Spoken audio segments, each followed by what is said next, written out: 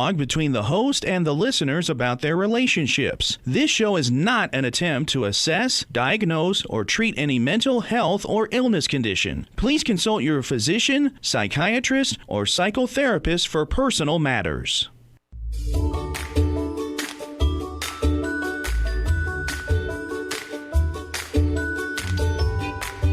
Inner Voice, a heartfelt chat with Dr. Foojan. Hello, everyone. Welcome to the Inner Voice Show. I'm Dr. Foojan Zeine, and I have Sean in studio. This is a show about what matters most in our life, our mind, our thoughts, our feelings, actions, relationships, and our fulfillment in this beautiful journey of life. In this show, I'll bring you the latest research in how combined online self-management for pain associated with anxiety and depression treatments work. Yes, and you know I do online therapy, and I'm telling you, it works. I've done it for so many years, and we'll talk a bit more about it. Now, then I'll speak to Lama Palden Drolma, a licensed psychotherapist, spiritual teacher, and coach, and the author of Love on Every Breath. So call us if you'd like to speak to me or Lama Palden. You can call us on the studio line on 951-922-3532, 951-922-3532. Be sure to listen to my podcast on iTunes and Stitcher and share it with your friends. Put comments and give me some questions if you have. If there are topics that you like to talk about, I'd love to hear from you. And go to my website, foojan.com, and email me or text me. We'll be right back with the tip of the week.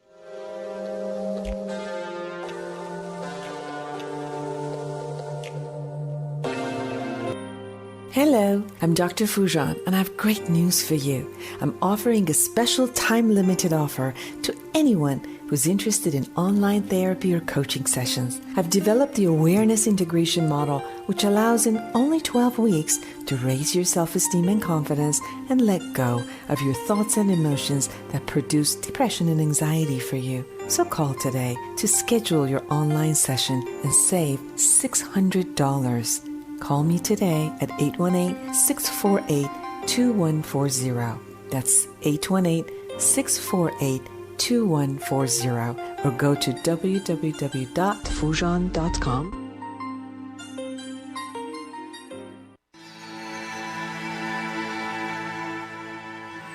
So here's the tip of the week. This week, I was witnessing the joy that is felt when you actually give of yourself and help others, or give to others just for the sake of giving, even if you don't agree with what they're doing. Now, loving and caring for others not only makes them happy, but more than that, it makes the giver feel warm and elated. It's easier to give to others when you agree with what they're doing. For example, it's much easier to support someone financially for their business when you agree with their product or their management style.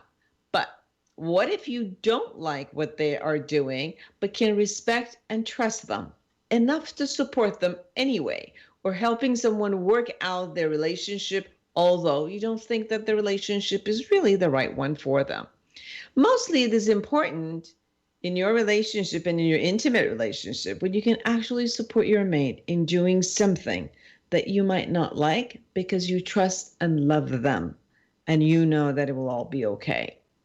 When you're only willing to support someone that meets all of your standards, then you're asking people around you to live in accordance with your life and everything that you say and in your world.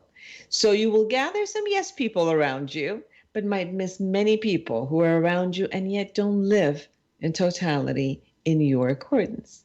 So when you help people who need your help because you want to support the person, even if that task is not up to par with your liking, you're making a human being happy. The act of helping and supporting people creates a feeling of empowerment for the person giving as well as the person receiving. So choose to be empowered and empower. Talk to you soon. We'll come back with the latest research.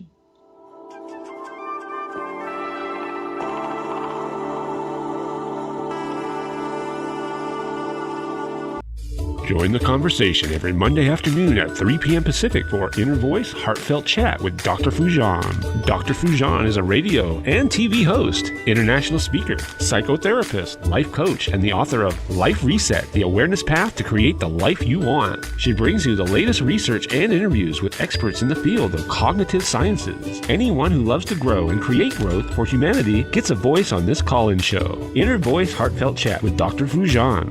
Monday afternoons at 3 p.m. Pacific on Smart Talk KMET 1490 AM and on KMET1490am.com. Welcome back to the Inner Voice Show. So we're going to talk about the latest research about pain and depression and anxiety and telecare and online treatments, which I do and I'm an expert in. So this research is that pain in the most common physical symptoms for which adults seek medical attention in the United States, while anxiety and depression are the most common mental health symptoms for which adults visit a doctor. Drugs, especially opiates, may not be the only or the best therapy, and we know what the opiate crisis have become. So highlighting another potential treatment option, a new study led by Regenerative Institute research scientist, a pioneer in the treatment of patient symptoms, has found that both online symptom self-management and online symptom self-management plus clinician telecare can be effective for individuals with all three symptoms, which was pain, depression, and anxiety, which frequently co-occur in this difficult to treat patient population.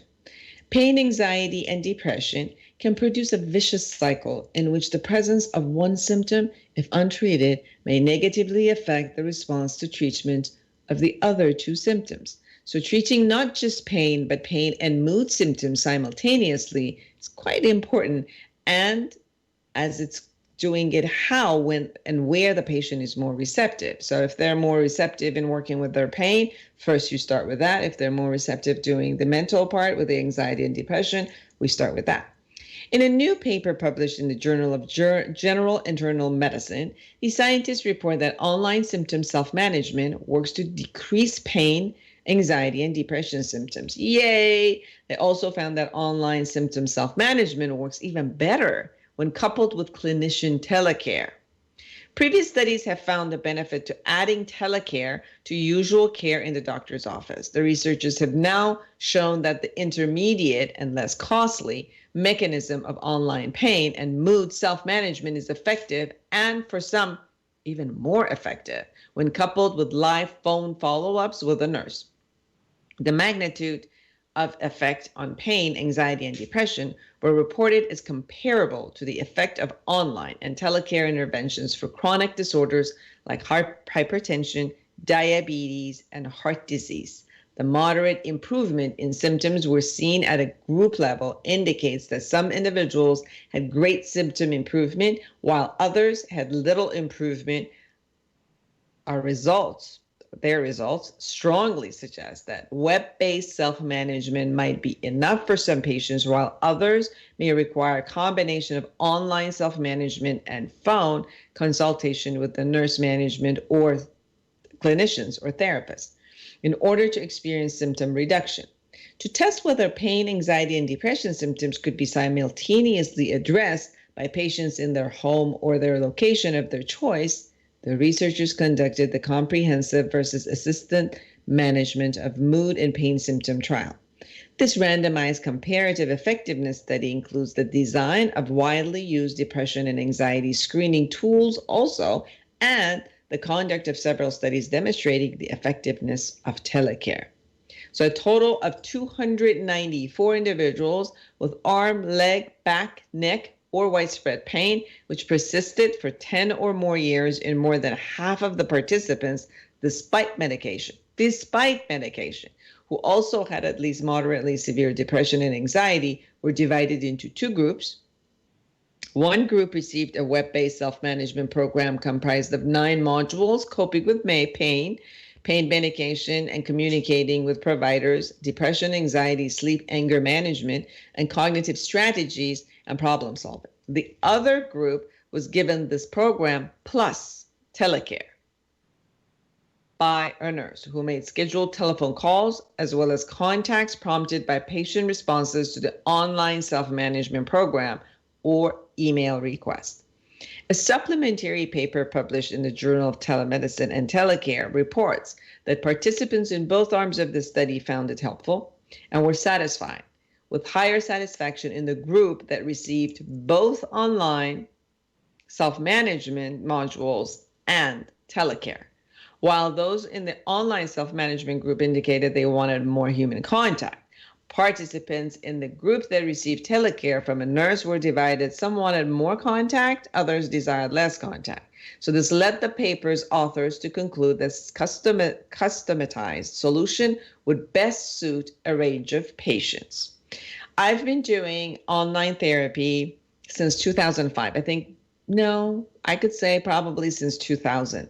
And we didn't even have video at that time. We had chat and we had just phone calls that we were doing through websites. And I wrote my first book, which was online therapy, teaching actually therapists and how to do online therapy.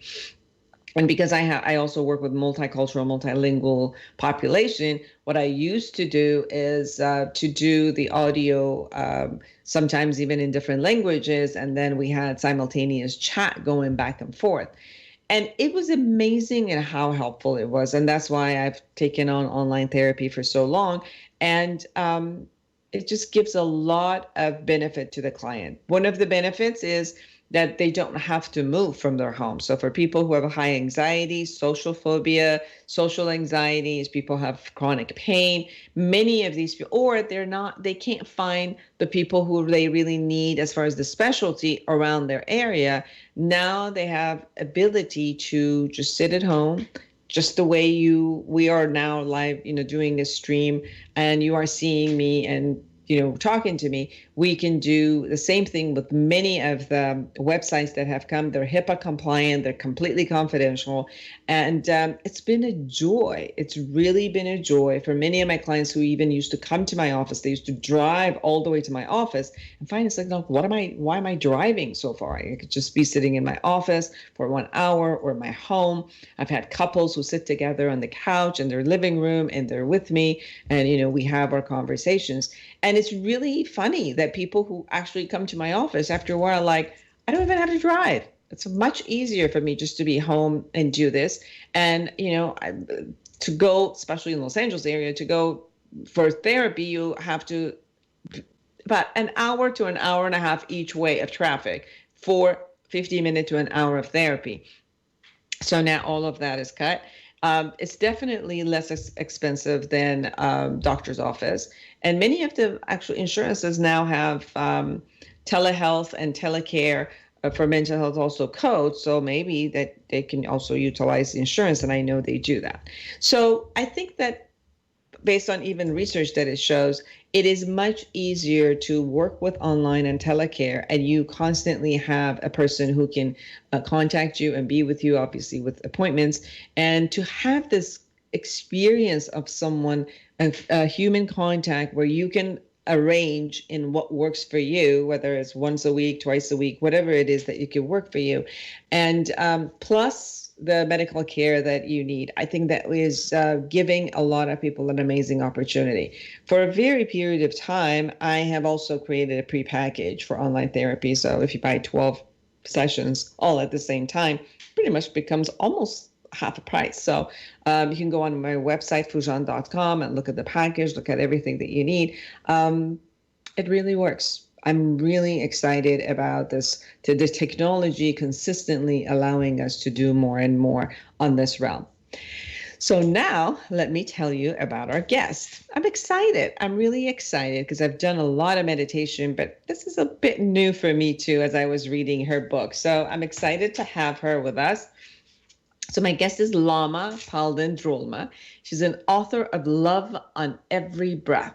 She's a licensed psychotherapist. She's a spiritual teacher and a coach. She has studied Buddhism in the Himalayas with some of the most preeminent Tibetan masters of the 20th century. She, following a traditional 3-year retreat under his guidance, Kalu Rinpoche authorized her to become one of the first Western lamas.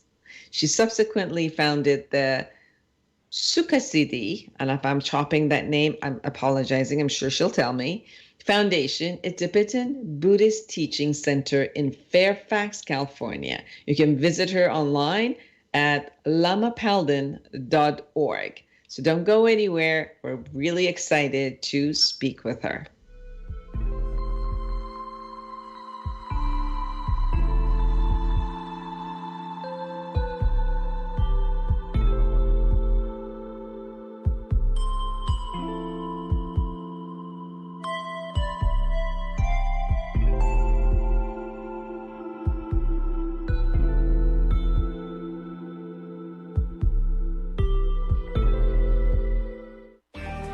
Have you ever wished you could just wake up one day, reach across your nightstand, and hit the life reset button? Let's face it, the struggles and frustrations of everyday life leave millions of women and men around the globe yearning for a new way. And the new way is right here in Life Reset, the awareness integration path to create the life you want by Dr. Foojan Zeine. You can get it now at Foojan.com or Amazon.com. Life Reset, the awareness integration path to create the life you want. You deserve it. Join the conversation every Monday afternoon at 3 p.m. Pacific for Inner Voice Heartfelt Chat with Dr. Foojan. Dr. Foojan is a radio and TV host, international speaker, psychotherapist, life coach, and the author of Life Reset, the awareness path to create the life you want. She brings you the latest research and interviews with experts in the field of cognitive sciences. Anyone who loves to grow and create growth for humanity gets a voice on this call-in show. Inner Voice Heartfelt Chat with Dr. Foojan. Monday afternoons at 3 p.m. Pacific on Smart Talk KMET 1490 AM and on KMET1490am.com. Hello, I'm Dr. Foojan, and I have great news for you.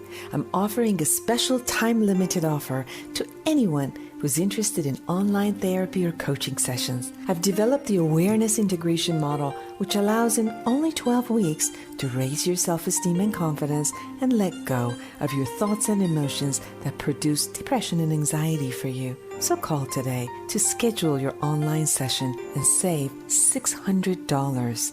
Call me today at 818-648-2140. That's 818-648-2140, or go to www.foojan.com.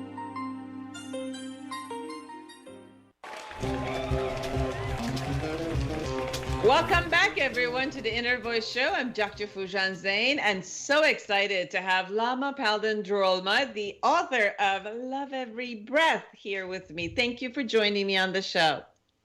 Oh, you're welcome. My pleasure. So I've been reading your book, and I went through the 8 stages that you have here. And I was excited about some. I got scared about some. So I'm going to ask you all about your way of doing the meditation. So first, before we start, tell me a little bit about you and your personal story, and how did you become a Lama? Oh, I was always interested in spirituality since I was a young child, because I felt like there must be something more going on beneath the surface than what I saw just in daily life. So I was always interested in spirituality, and I connected deeply in my church as a child and loved it. I was raised Episcopalian and loved that. But then when I was a teenager, I got really interested in studying all different religions and really loving the variety and the beauty of all these different traditions. And I started doing practices, you know, from Sufism, from Zen, from yoga, and all of these things. And this spiritual longing and quest for divine unity eventually led me to my Tibetan teacher and the Tibetans in the Himalayas. And then eventually I went into 3-year retreat. And when I was 30, on a mountaintop in British Columbia.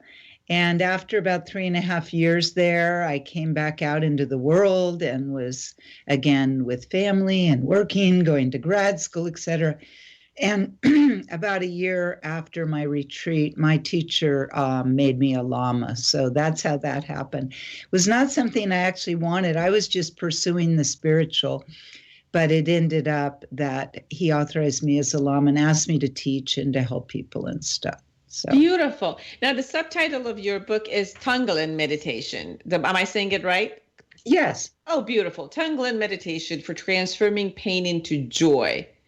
Tell us a little bit about, out of all the different types of obviously spirituality and meditation practices that you have experienced, you have chosen Tonglen meditation, which as I read it, it said that you take in the suffering of the world and you transform it within yourself into lightness and love and compassion, and then give it back into the world. Is that what I got? Yes, exactly. Beautiful. Tell us about the traditional one. And I know that in your book you have not only the traditional, but a little bit more of the modern side of it for people who want a quick fix. Right, right. So yes, this is a type of meditation. Like as you said, there's hundreds of kinds of meditation, and I've been trained in a lot of that. And excuse me. But at this time in our world, I wanted to really bring out this particular meditation that focuses on loving kindness, because there's so much divisiveness and problems like hatred among different types of people, different ethnic groups, different countries, different religions, and there's people fanning those flames of hatred and all of that. So this book is an offering to directly counter that. Buddhism really teaches, as I think all religions do at the core, that everybody is equal. Everybody, in the Buddhist sense, it said, has the Buddha nature, is awakened, but we need to discover and realize that. In a Christian or Judaic or Islam sense, that we're born as the children of God in the likeness of God. So we're all equal. We all have the spark of the divine pure nature within us. And yet, there's all this talk and action that some people are no good, or, all of that, people should go back to where they came from America or whatever. Yeah, thank you. Instead of welcoming the diversity as part of the richness of our human heritage. So that's really why I wanted to bring out this practice, which focuses on learning to love oneself and then to really love other beings and to be able to transform through awakened presence, divine presence that's we can access outside of ourselves, inside of ourselves, so that suffering can be transformed into love, into healing energy, and that then brings joy. And you also talk about, and most of meditation do, but in your book, you also talk about how this type of medication can kind of like crack open the heart shell of the ego and the way we have that. And there's also this piece that you have written, which was interesting because I know that to you, it makes good sense. And I know that as I'm reading it, it makes good sense in my being, but my brain goes wacko with these sentences. So I just wanted you to share with us what your experience is through this. You say, what is our true nature? What is the genuine truth? And then these are not seen as two separate things in Buddhism. The genuine truth is that everything seems to exist, but is empty of actuality existing. Phenomena like trees, mountains, rivers, animals, humans, buildings, and cars appear to exist, but do not. In an apparent sense, they do, of course. True nature is the phenomena, and emptiness are kane, inseparable. Genuine reality is referred to as appearance, emptiness, awareness, emptiness. Tell us what that means. So this is a very deep and profound Buddhist teaching. Mm-hmm. It's really at the heart of Buddhist teaching. And it takes many, many, many years for people who really tread the path to really deeply realize that. In Hinduism, it's talked about this is the play of illusion. In Buddhism, it's talked about this is illusion and we embrace the illusion with love. So it's very real in the sense of we're all in a very vivid, powerful experience every moment of everything that we can see and perceive and know and think about and share with everything that we do.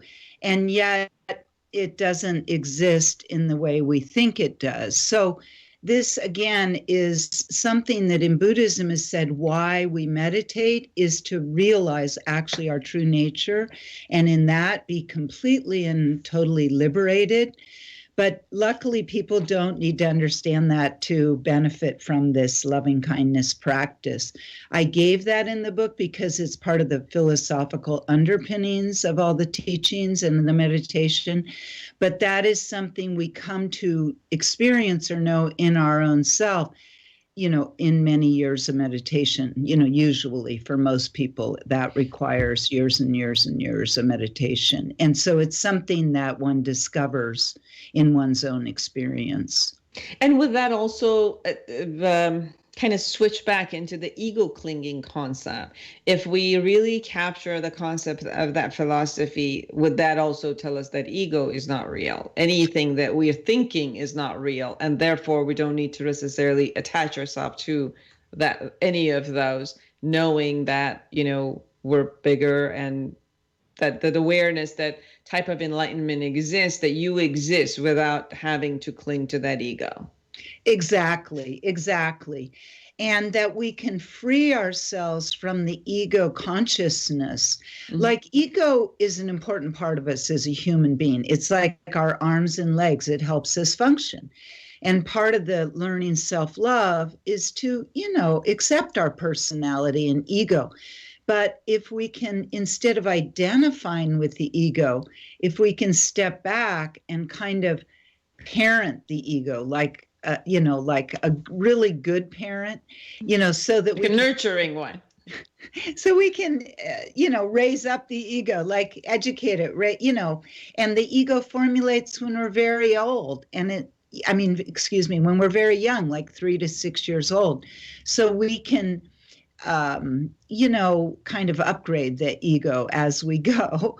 Yes. And in meditation, we learn to, instead of resting in ego consciousness, we learn to step back and rest in the innate awareness that is ever present for all of us all the time, and rest in that. And then that begins to loosen the ego clinging and how we think we really are the ego. But instead, we learn to rest with this part of us that's utterly free and ever-present awareness itself, which is inseparable with love and kindness and ultimately with wisdom. Mm-hmm. You offer 8 steps in your book in the type of the meditation, and it really begins training the person in specific ways in how to go about it. And it's like you said that this process engages people when we're aware of their suffering. We're not in our suffering or the suffering, but we're aware of the suffering. And then you give us tools in transforming the sufferings toward love. Can you talk a bit about your process, the 8 process? Yes. So first of all, let me just to put in a little context for your listeners. There's 8 steps in the whole traditional practice. And then if you gain some familiarity with the steps or with one of the steps at first, then you can just access that and use it any moment in your ordinary daily life, which is very valuable. So I've given the whole explanation of each step in the book, but then how to just call on that in an instant in daily life. So, for example, the first step of resting in open awareness is what we were just talking about, is kind of letting go of the thoughts of the ego again and again and again, letting go of our thoughts, and then just resting in awareness with what is, being in our bodies, in our felt sense, with open perception, and then not thinking about things or evaluating or critiquing things, but just resting that open awareness. And anytime during our day, we can just do that. And it's like a reset button on the computer. It completely refreshes us and lets go of any of the busyness or whatever is going on. And so with the other steps, it's similar, and the heart of the meditation is in the middle of the steps, where we are really opening to feel in the beginning our own suffering and really develop compassion for ourselves. And this is the part that's the hardest for most people, is to feel love and compassion for our own self. So this is at the heart of it, because if we're really berating ourselves, chastising ourselves, yelling at ourselves inwardly, like a lot of us do a lot of the time, this is like, this is in no way helping us. We think sort of somehow this is going to make us a better person. But again, it's like a parent yelling at a child. It doesn't really help. The ego learns, the human self learns through love, through kindness, and in a gradual way. So we can really start to appreciate ourselves, understand and have compassion for our challenges, and bring loving kindness to ourselves, and be present with our suffering and allow it to be transformed through the divine presence or awakened presence in our heart. And there's a very important step in this Tonglen practice where we call upon an awakened being in a Buddhist sense on the Bodhisattva of compassion and love, Chenrezig. Or we can substitute for a different religion, Jesus, Muhammad, Krishna, or Lakshmi, Saraswati. Kuan Yin is the same in China as Chenrezig. Or we could substitute like God in the vast, formless, ever-present wisdom and love. Or if we're non-religious, we could call upon, the primordial truth and goodness of the universe, of what is, and have a sense of really praying that our own awakened love and compassion, emerge from within us, and then feel that the awakened presence or the spirit enters us and connects inside of ourselves with our own awakened presence. And then that is experienced in our heart as there and as a light, either a crystal vajra like this. It's a big one, but a little crystal vajra of light in our heart, or as just a brilliant drop of light.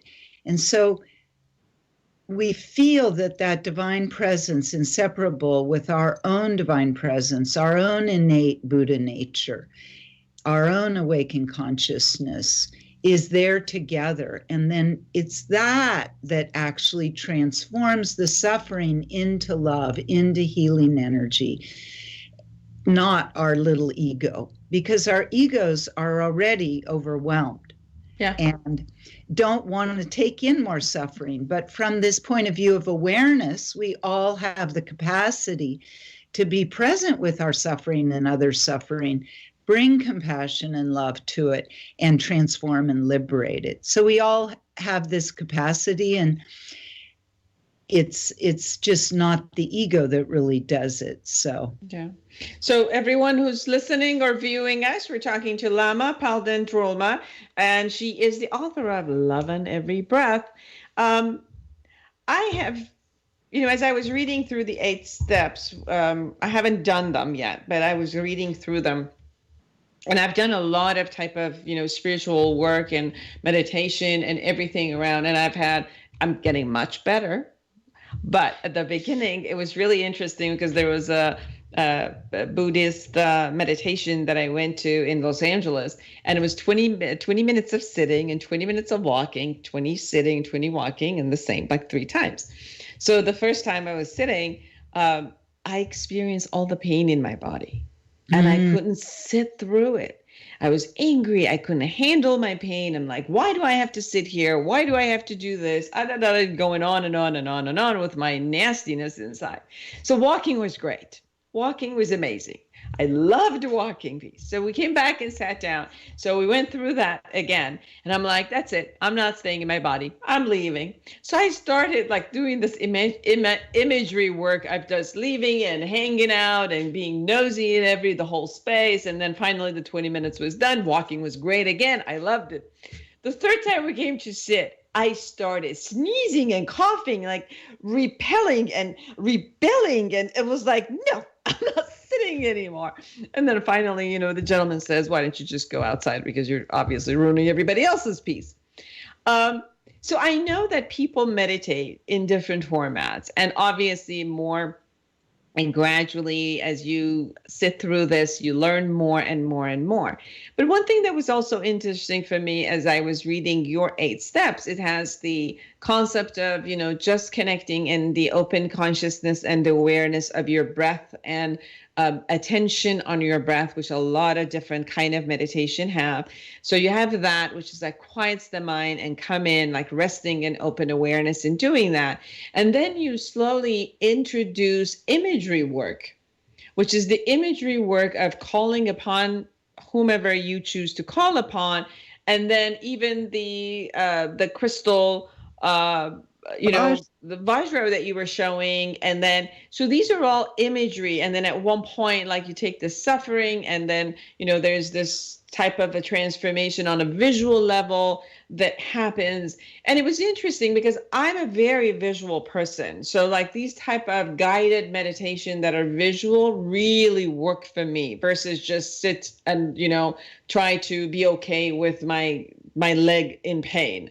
I'm a type of person like I can't handle that pain, and I can handle emotional suffering because I'm a therapist and have been sitting with people in a very intimate place with their suffering, and just I can be with that. But physical pain, I can't, and I'm sure people have different. Some people can't handle their emotional pain, like they could sit through a leg being in pain, but they can't handle that anxiety that shows up.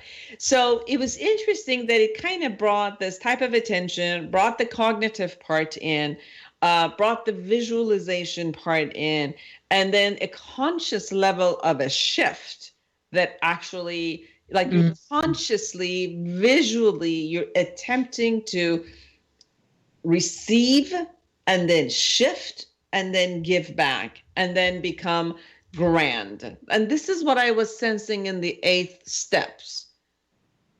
Yes. And I think what you're saying is very true. And I was like you, had a very, very busy mind when I started meditating.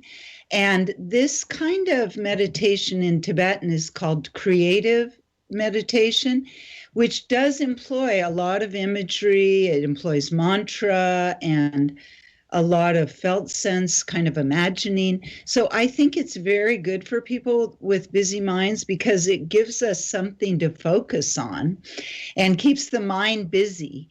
And then that is one of the avenues toward quieting the mind. So this meditation is working on many levels. It does help quiet the mind by giving it something to focus on and work on, and it's a transformational process. So transformation is happening. So there's many different things coming together to bring benefit to us as we're doing the meditation. Yeah. So first is the resting in an open awareness, which is you connect with breathing. And then you talk about in the second step, seeking a refuge in awaken. Talk a little bit about that. Yes, seeking refuge in awakened sanctuary. So this is a Buddhist teaching that can apply to any religion, or if people are non-religious or non-spiritual, they can apply it in a different way. It's a sense of opening to divine presence in Buddhism, we would say open to the Buddhas and Bodhisattvas, the Noble Sangha, Dharma, etc., and invite them all to be with us and then feel their presence. They are gazing at us with love and compassion and reflecting back to us, mirroring to us our own pure being, our own true nature.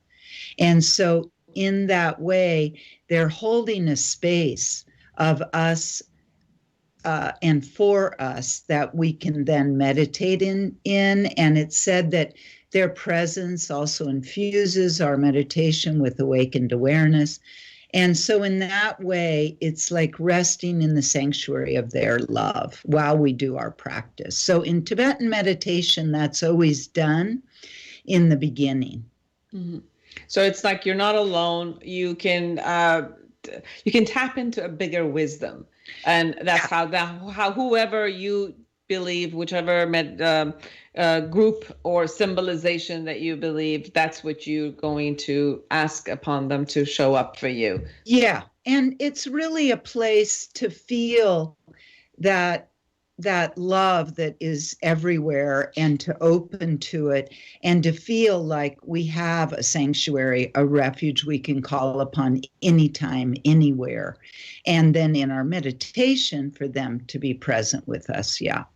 It's also this type of, how like the neuro-linguistic anchoring is some part that I'm also hearing, as if that when you do all of these things and you practice on them, then it becomes like what I call spirituality on demand.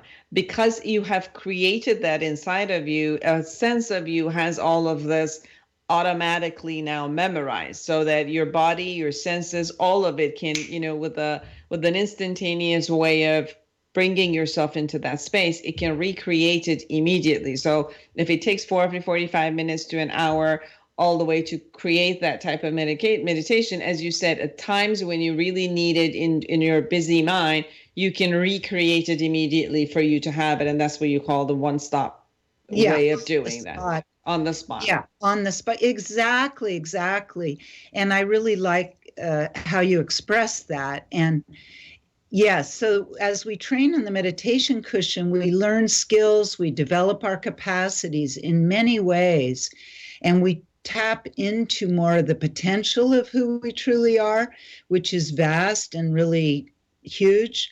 So in that way, like you're saying, then once we start tapping into that and train ourselves to open into certain things, increase our love and compassion, our wisdom, then any moment it's available there. Like this is a different kind of example, but recently a friend of mine who has trained in the Tibetan tradition, but it could be any tradition. He's been training in that for many years.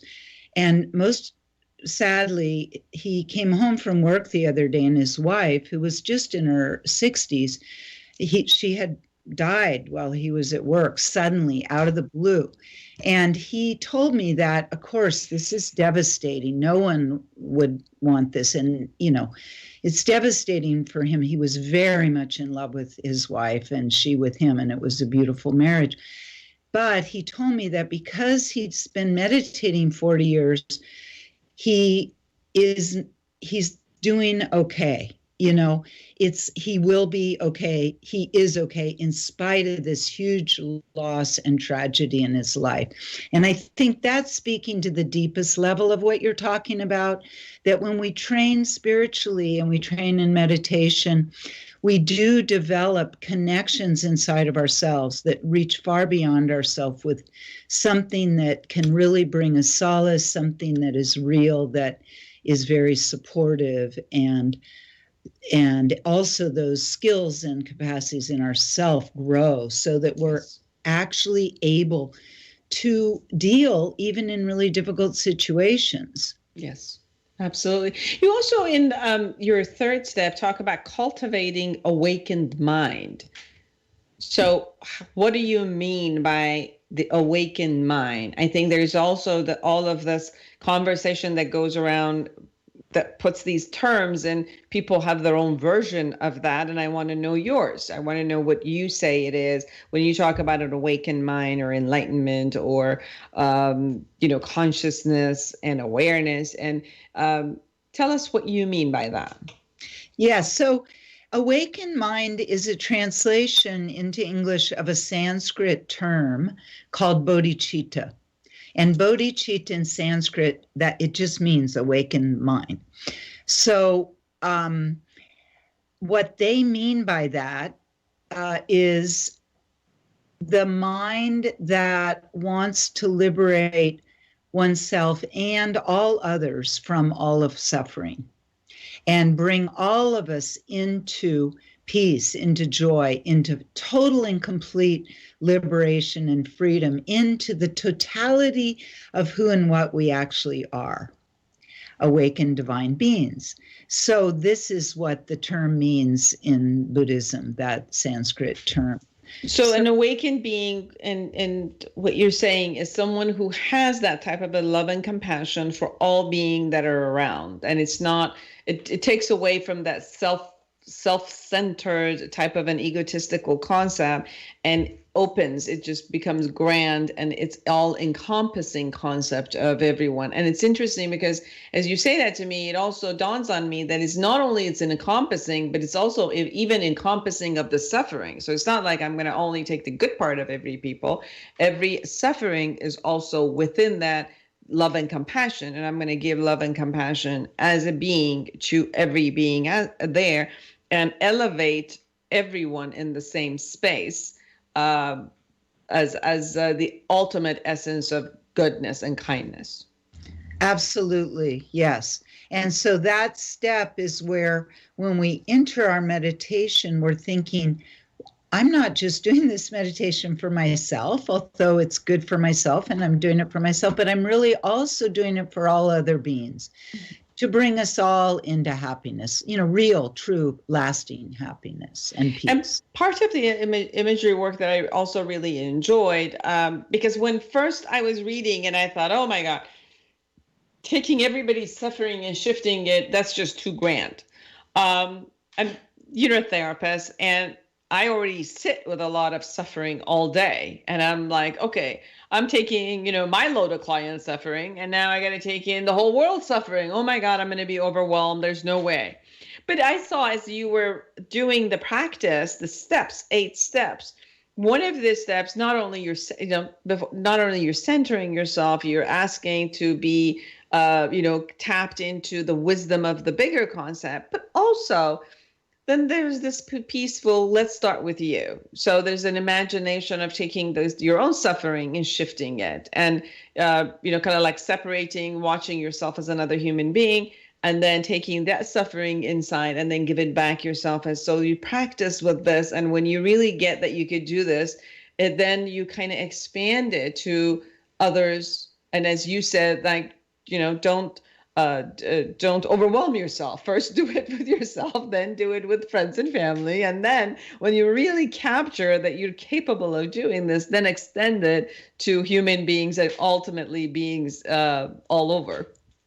Yes, exactly, everywhere. And we're both learning to do it with ourselves, but also we need love from the inside out.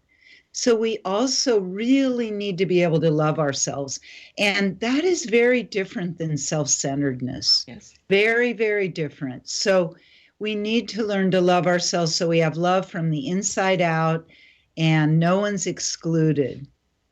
Yes, I think it's a very, very, you've simplified something that's very complex into 8 steps where people can really take on that meditation and move step by step by step. And I know, as I said, like there are processes of meditation that I've gone through, which becomes very complex.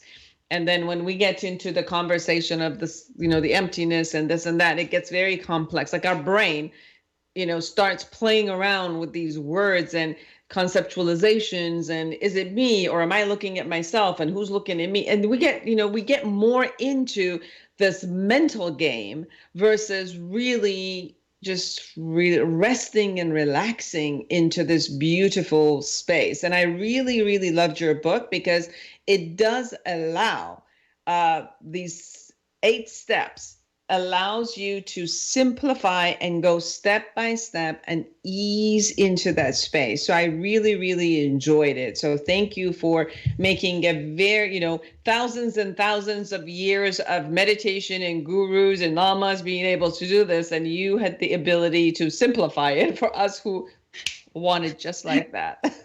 Thank you. Thank you. And that was very much also, I really wanted to give people that. And that's a really good point too, that they can just take one step and do that for months. And they, you don't have to learn them all at once. And that's the beauty of this meditation. So they might take step 1, do that for some months, and then maybe add step 2, so in this way you could do them together or separate, and it's very workable and hopefully really enjoyable for people, Absolutely. Yes. Last minute, any thoughts about something that you really wanted the audience and people who are listening or viewing us to know about your book that we haven't covered? Well, I think the main thing is that we're unconsciously taking in suffering all the time. And we're not even really aware of that. So this practice, this spiritual practice, also allows us to liberate that, because we really don't need to hold any of the suffering. We need to be present with it, just like you are with your clients, but then it can be transformed and liberated into kindness, which is probably part of what you're doing as a therapist without even realizing it. But part of that suffering sticks in us. So this meditation allows us to fully liberate the suffering we're already taking in, and then to grow that capacity to be present and to transform and liberate suffering into love, into joy. Wonderful. So everyone, go to lamapalden.org, right? They can find you there. And your center is in Fairfax, California, Fairfax area of Los Angeles area, right? No, Fairfax is in Marin County in the San Francisco Bay Area. Ooh, for Fairfax okay, good. I was telling everybody to go to you in Los Angeles. Wrong, everyone. Fairfax, California, which is in the Marin County. And the name of your center is? Sukha City Foundation. Sukha City Foundation. It was a joy to have you on my show. Great book, everyone. I really, really recommend it. And just for the last thing, I want everybody who's listening, on August 18th, we're going to have the summer wellness program. So go to iawfoundation.org. It's a one-day from 9 a.m. to 4 p.m. I'm sharing with all of you my awareness integration model. We have Qigong, we have yoga, we have sound, music, healing, we have everything. So this one is actually in Irvine, California. So I want you to, all of you who are listening, just join us. Go to iawfoundation.org. Lama Palden, thank you. And for everyone who's listening and viewing us, create an amazing life for yourself and everybody this week. See you next week. Bye-bye. This show is a dialogue between the host and the listeners about their relationships. This show is not an attempt to assess, diagnose, or treat any mental health or illness condition. Please consult your physician, psychiatrist, or psychotherapist for personal matters. KMET, Banning, Beaumont, Redlands, and Palm Springs. From ABC News, I'm Daria Albinger. A new budget deal